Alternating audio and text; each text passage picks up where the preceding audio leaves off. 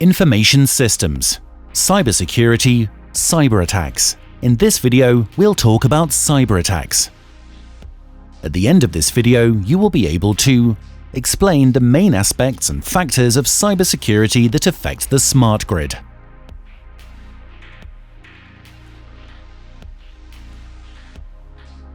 A cyberattack is a malicious act aiming to damage or take control over computer information systems. Cyberattacks can have important incidents. Impacts can be different. It can be a service breakdown of the organization's activity through an energy cut, as it happened to the French company Cyberattacks, or through a broadcast interruption, as it happened, for example, for the French broadcasting channel TV5 Monde.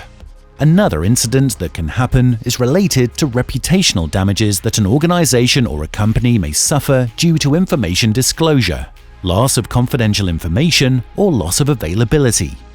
It weakens the confidence of users or consumers. Another incident can be related with the loss of competitive advantage due to the disclosure of industrial secrets. The last incident is related to the financial loss due to the first three incidents or extortion. Incidences depend on the motivation of the attackers. A single hacker or a group of hackers can share similar motivations, such as revenge, skill demonstrations, or profit through data or service resale.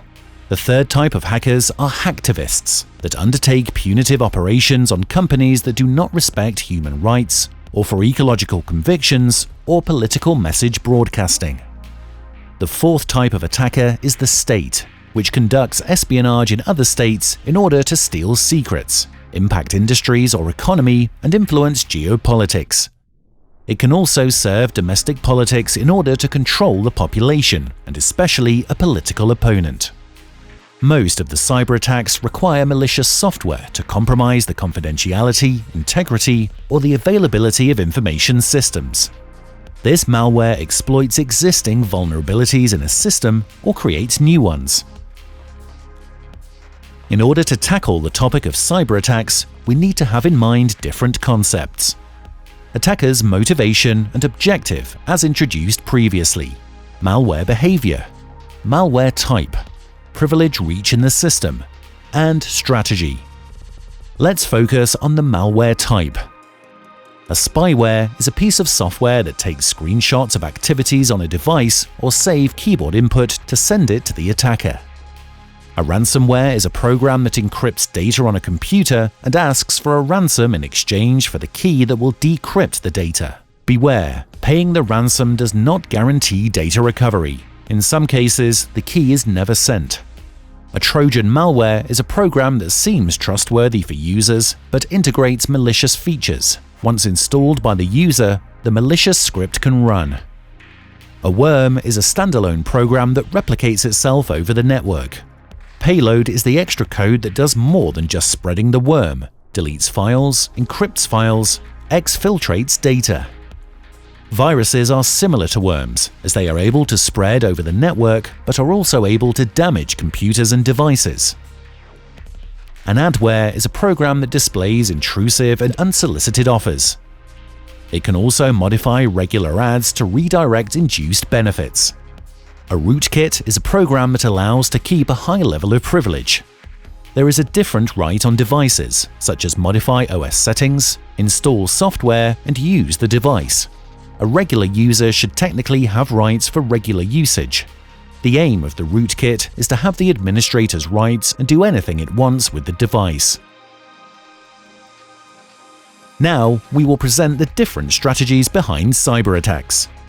The simplest and most common strategy is the massive attack, which consists of automatically testing and attacking unprotected or less secured devices, then creating a network of infected devices and attacking once again other devices. In opposition, a targeted attack requires time to identify and collect data concerning the target.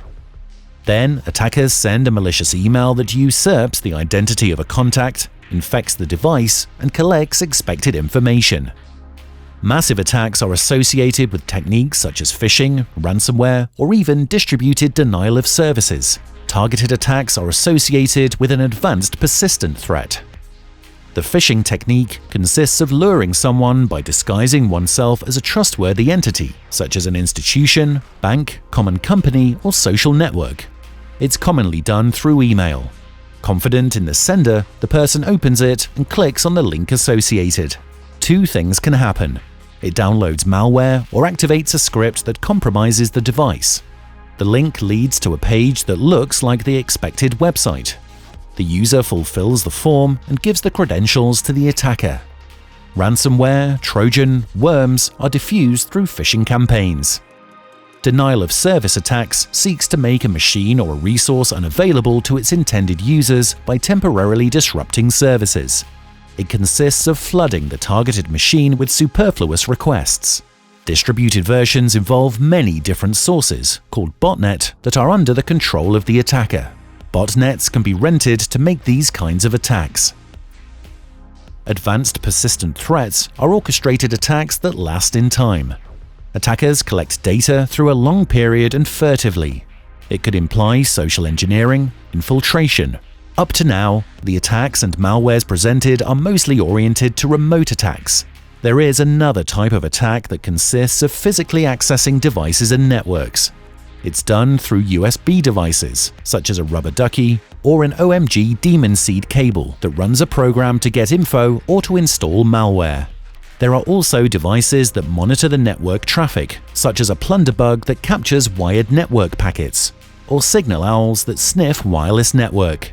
Hack5 products are well known and integrated, but all these devices can be done with appropriated microcontrollers, such as, for instance, ESP8266 to sniff Wi-Fi packets. These devices are widely available. To conclude this video about cyber attacks, different ways of classifying attacks have been presented, such as massive or targeted attacks, highlighting that everyone can be a subject to a cyber attack. Physical versus remote attack. An attack can be as simple as connecting a pen drive on a computer. Various types of malware.